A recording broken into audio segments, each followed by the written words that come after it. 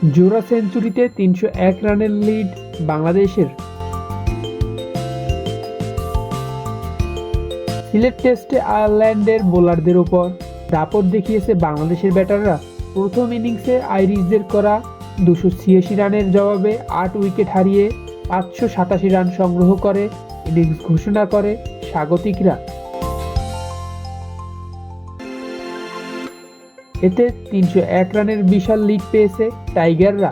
ব্যাটারদের দাপটে টেস্টে প্রথমবারের মতন এমন ঘটনারও সাক্ষী হয়েছে বাংলাদেশ।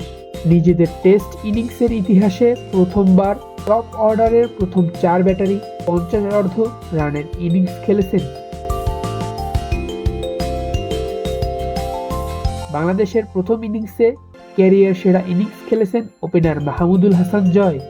২৮৬ বলে ১৭১ রান করেন তিনি। ১৪টি ৪ ও ৪টি ছক্কা হাঁকিয়েছেন এই টাইগার ওপেনার। আরেক ওপেনার সাদমান করেছেন ১০৪ বলে ৮০ রান।